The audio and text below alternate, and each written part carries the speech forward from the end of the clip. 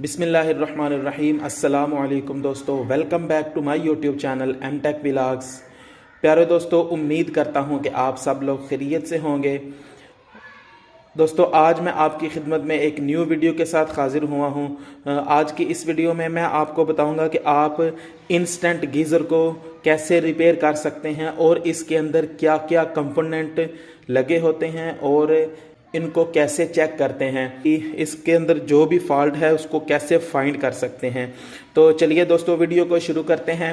Video को शुरू करने से पहले आप तमाम दोस्तों से एक छोटी सी रिक्वेस्ट है कि अगर आप मेरे चैनल पर नए हैं तो मेरे चैनल को सब्सक्राइब कर दें और नीचे दिए गए बेल आइकन पर प्रेस करके ऑल पर प्रेस कर दें ताकि हमारी हर आने वाली ऐसी ही टेक्निकल वीडियो आप तक ईजिली पहुंचती रहे। तो चलिए दोस्तों, वीडियो को शुरू करते हैं।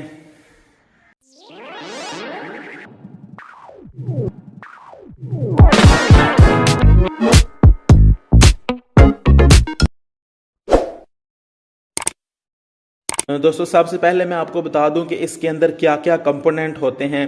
तो सबसे पहले ये सेल बॉक्स है, इसके अंदर सेल होते हैं जो अक्सर ही ख़राब होते हैं। सीज़न के चलने के बाद ये एक्सपायर हो जाते हैं, आपको नए ही सेल डालने पड़ते हैं। ये 1.5 वोल्ट का एक सेल होता है, 1.5 वोल्ट का, यानी कि दोनों को मिला के 3 वोल्ट होते हैं। ये 3 वोल्ट पे वर्किंग करता है आपका सारा गीज़र। सेल निकाल लेते हैं बाहर और आपको बताते हैं। दोस्तों, सबसे पहले आपने गीज़र के हमेशा सेल चेक करने हैं। सेल को बाहर निकाल लें और इस तरीके से आप मल्टीमीटर के ज़रिए इसको चेक कर सकते हैं। ये सेल की पॉजिटिव साइड है और ये नेगेटिव साइड है। तो आप इसको अगर मल्टीमीटर के साथ लगाएंगे तो यहाँ पे इसके वोल्टेज शो हो जाएंगे। ये 1.5 वोल्ट दे रहा है, यानी कि ये इसके वोल्टेज पूरे हैं और हमारा सेल ठीक है। इन दोनों को मिला के ये 3 वोल्ट हो जाएंगे और ये जो आपका गीज़र है 3 वोल्ट पर वर्किंग करता है। दोस्तों, उसके बाद सेल हमारे ठीक हैं तो इनको हम वापस इसके अंदर डाल देंगे। सेल को डालने का तरीका ये है कि ये जो स्प्रिंग वाली साइड होती है ये इसकी नेगेटिव साइड होती है, ऐसे आएगा। और जो इसकी ये वाली साइड है ये पॉजिटिव साइड है और ये जो छोटी सी पतरी लगी हुई है इस तरह इसके ऊपर आएगा, इस तरह। ठीक है, तो इसको हम डाल लेते हैं। सेल को आपने इस तरह सेल को डालना है, ये इसके साथ लग जाएगा और उसके बाद नीचे वाले सेल को आपने इस तरह डाल देना है। तो ये इसको इस तरह करके बंद कर देना है। ये हमारा अब सेल बॉक्स में हमने सेल डाल दिए हैं। उसके बाद दोस्तों आपने चेक करना है कि आपके जो वोल्टेज हैं वो ये सेल के ऊपर थिम्बल लगे हुए हैं। मल्टीमीटर को इन थिम्बल पे लगा के चेक कर लेना है कि आपके वोल्टेज यहाँ पे आ रहे हैं या नहीं। दोस्तों, ये देख सकते हैं कि 3.1 वोल्ट यहाँ पे शो कर रहा है। तो हमारा जो सेल बॉक्स है ये भी ठीक है। बाज़ औक़ात होता ऐसे है कि इसके जो स्प्रिंग है या इसकी जो पतरी लगी हुई है इसके ऊपर ना क्रूजन आ जाता है, तो उसकी वजह से भी ये वर्किंग करना छोड़ देता है। दोस्तों, उसके बाद यहाँ तक हमारा जो गीज़र है वो ठीक है। सेल वाले बॉक्स को चेक करने के बाद आपने सीधा आ जाना है ऑन ऑफ वाले बटन पे। ये ऑन ऑफ वाला बटन लगा हुआ है, आपने इसको भी चेक कर लेना है। दोस्तों, इसको चेक करने का तरीका ये है कि ये दोनों जैक आप उतारें। दोनों जैक को उतारने के बाद आपने सिंपल ये करना है, मीटर को कंटिन्यूटी पे सिलेक्ट कर लेना है और उसके बाद आपने इसको यहाँ पे लगाएं और एक वायर आपने लगानी है यहाँ पे रेड पे। तो ये आपका मीटर बीप देगा, शुरू कर देगा। तो इसका मतलब है कि आपका जो बटन है वो ठीक है। आप बटन को ऑन ऑफ करके भी देख सकते हैं। ये हमारा बटन बिल्कुल ओके है। उसके बाद दोस्तों बारी आ जाती है हीटिंग सेंसर की। ये नीचे हीटिंग सेंसर लगा हुआ है, थर्मोस्टेट यानी कि हीटिंग सेंसर है जो कि सेंस करके इस मीटर पे आपके वाटर के सेल्सियस को शो करता है। तो हम इस सेंसर को बाईपास कर देंगे वक्ती तौर। मैंने ये सेंसर पता किया है, मुझे ये सेंसर मिला नहीं है मार्केट से।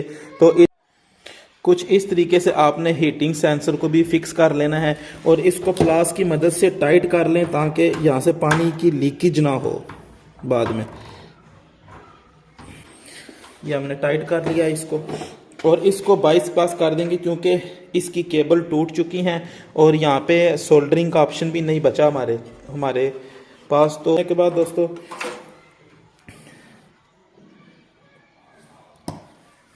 और अगर आप इसको चेक करना चाहते हैं कि इसके अंदर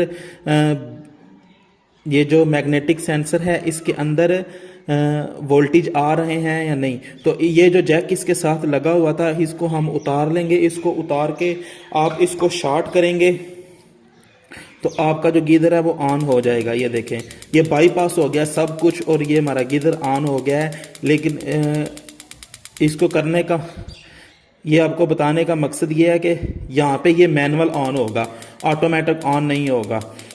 इस तरीके से आप चेक कर सकते हैं इन दोनों पॉइंट को आपस में शॉर्ट करके। और दोस्तों यहाँ पे आपने मल्टीमीटर की मदद से वोल्टेज भी चेक कर सकते हैं। अगर यहाँ पे आपके वोल्टेज शो नहीं होते, तो फिर आपकी ये जो किट है ये ख़राब हो सकती है। ये किट ख़राब होगी तो आपके जो वोल्टेज हैं वो यहाँ पे शो नहीं होंगे। तो ये किट इजीली मिल जाती है मार्केट से, आप ये किट ला के रिप्लेस कर सकते हैं दोस्तों। उसके बाद हम आ जाते हैं, उसके बाद दोस्तों इसके आगे एक लगा होता है मैग्नेटिक सेंसर। इसका काम ये होता है कि जब यहाँ से पानी इनलेट होता है तो पानी के प्रेशर की वजह से यहाँ पे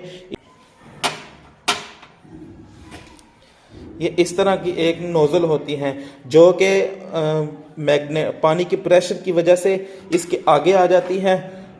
जब इसके आगे आ जाती है, पानी की प्रेशर की वजह से इसके आगे आती है, तो इसके अंदर मैग्नेटिक फ्लक्स होता है जिसकी वजह से ये इसको पकड़ लेता है ऊपर और पानी गुजर जाता है। जब ही पानी बंद होता है तो ये सीधा नीचे गिरता है और आपका जो गीज़र है वो ऑफ हो जाता है। हम अब इसको इसके अंदर इंस्टॉल कर लेते हैं। ये जो कट वाली साइड है ये आपने ऊपर रखनी है पाइप के, इस तरह पाइप के अंदर इसको इस तरह डाल देना है और ऊपर से ये स्प्रिंग होता है इसके अंदर जो इसको रोक के रखता है और बाहर नहीं आने देता।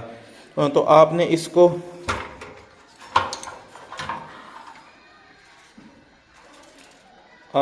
स्प्रिंग को इसके अंदर डाल लेना है। पहली तो बात, आप इसको निकालें ही ना, ये ज़्यादातर ये ख़राब नहीं होता इतना।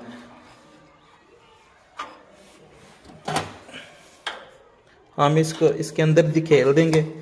दिखेलने के बाद आपने इसके अंदर स्प्रिंग डाल देना है। आ जाती है इस मैग्नेटिक सेंसर को चेक करने की, तो आपने इसको किट के साथ लगाना है।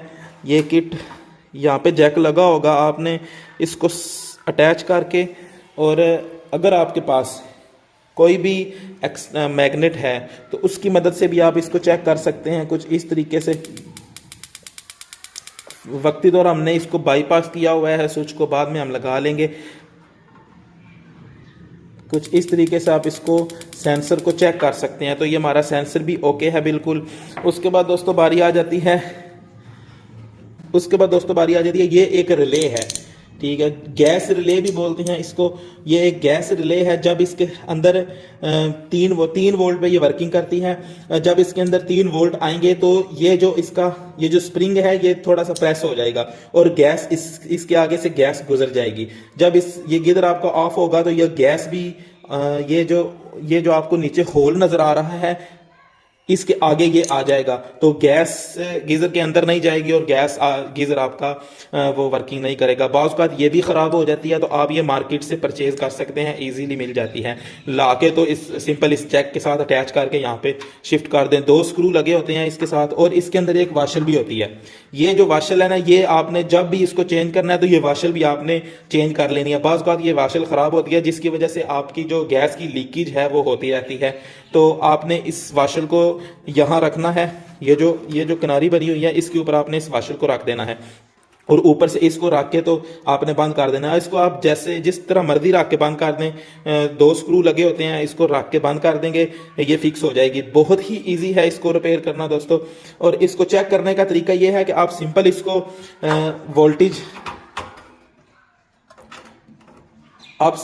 जब यहाँ से वोल्टेज देंगे तो इस गीज़र को ऑन करेंगे। जैसा कि आप देख सकते हैं कि ये मैंने मैग्नेट रखा है, ये मेरा गीज़र ऑन हुआ है। तो इसको मैं प्रेस करूंगा, थोड़ा सा ये मैं प्रेस करूंगा हल्का सा, तो ऑटोमेटिक ये पीछे रुक जाएगी। ये देखें, ये रुक गई। इसको छोड़ूंगा, ये बाहर आ गया। अब दोबारा इसको मैं रखूंगा तो ये अब दोबारा मैं आपको चेक कराता हूँ। ये देखें ये रुक गया पीछे। अब इसको मैं छोड़ूंगा, ऑफ करूंगा तो ये ऊपर आ जाएगी कुछ इस तरीके से। ये वैसे नहीं रुक रही, जब ये गीजर ऑन होगा तब ही ये ऑन होगी। इसको चेक करने का तरीका ये है।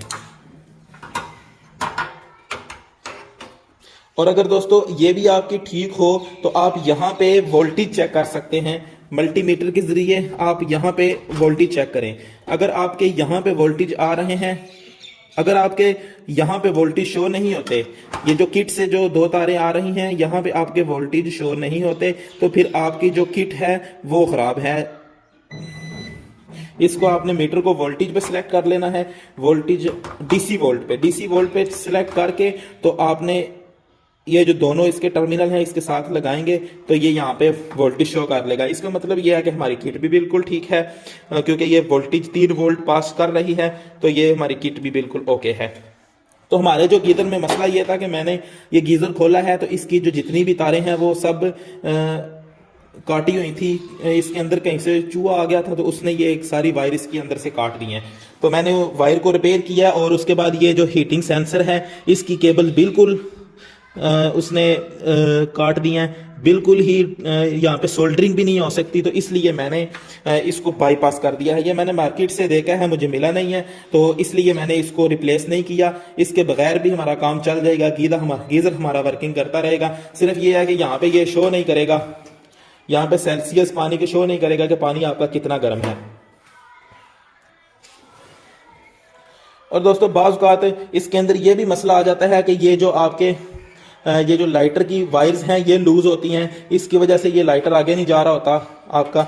ये जो टिक टिक की आवाज़ इसके अंदर से आ रही होती है ना, ये बेसिकली लाइटर ऑन होने की आवाज़ होती है। जब आपका ये गीज़र ऑन होता है तो यहाँ पे लाइटर की टिक टिक की आवाज़ आती है, ठीक है। वो आवाज़ नहीं देता बाज़ औक़ात। प्रेशर जाहिर सी बात है जब ऑन नहीं होगा तो वो आवाज़ भी नहीं आएगी। तो बाज़ औक़ात ये केबल्स भी लूज हो जाती हैं, इनको भी आप टाइट करके देख सकते हैं। और दोस्तों अब हम इस किट को भी शिफ्ट कर लेंगे। आपने सारी इसकी वायरिंग भी चेक कर लेनी है। जब आपने इसको खोलना है तो इसकी वायरिंग भी चेक करनी है। ये इसकी अर्थ की वायर लगी हुई है इसके ऊपर, ये इसकी अर्थ की वायर लगी हुई है। और अब हम इसको बाईपास नहीं करते, इसके जैक सारे लगा लेते हैं साथ। ये देखें मैंने टेप कर दी हुई है। ये भी हमारी वायर जो है ना वो चूहे ने काट दी थी इस सेंसर की, तो ये मैंने लगा दी है टेप की मदद से, जॉइंट कर दिया। इसको हम लगाएंगे। ये बेफिक्र हो जाए, ये उल्टा नहीं लगता। ये इसके जितने भी जैक है ना वो जैक के अंदर ही जैक लगेगा, केबल आगे पीछे नहीं होगी आपकी। इसको हम लगा देंगे। ये हमने लगा दिया है। अब इसको ये जो वायर है इसकी इधर लगा देंगे तो ये हमारा जो गीजर है वो स्विच पे चला गया है। ये अब स्विच के जरिए ऑन ऑफ होगा। इसकी किट भी हम ये जो गैस वाली रिले है इसको भी हम दोबारा फिट कर लेते हैं। ये मैंने बाहर निकाली हुई थी, ये मैंने रिप्लेस किया, मेरी ये भी ख़राब हो चुकी थी तो ये मैंने रिप्लेस कर दिया।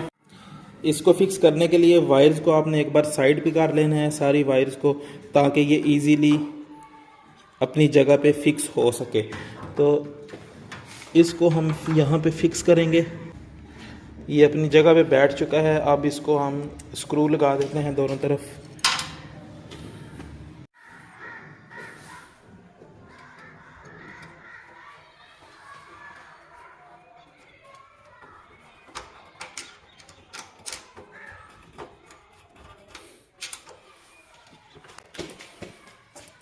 इसको भी आपने उतार लेना है। उतार के इसको आपने ये जो गीज़र के ऊपर वाली पैनल है उसके अंदर वायर वाली साइड से इसको फिक्स करना है, तो इसलिए ये उतारना पड़ेगा।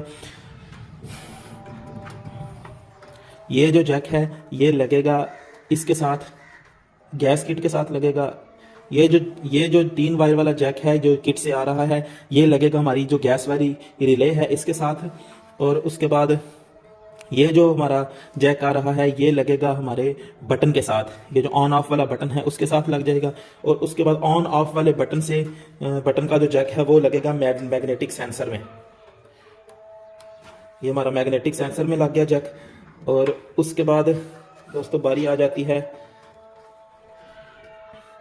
इसकी। ये जो जैक है ये हमारा लगेगा इस मीटर के साथ। अब हम इसको बंद कर लेंगे।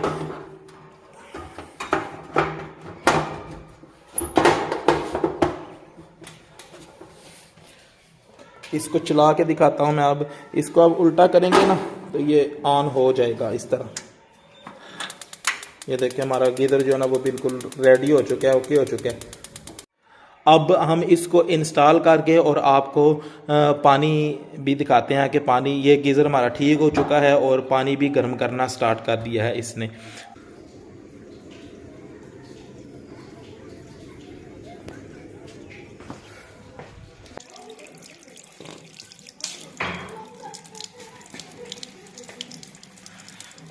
प्यारे दोस्तों, ये थी हमारी आज की वीडियो। उम्मीद करता हूँ कि आप सब लोगों को अच्छी लगी होगी। दोस्तों ऐसी ही टेक्निकल वीडियो देखने के लिए मेरे चैनल को सब्सक्राइब कर दें। मिलते हैं नेक्स्ट वीडियो में, तब तक के लिए मुझे दीजिए इजाज़त। अल्लाह हाफिज़, फ़ी ईमानिल्लाह।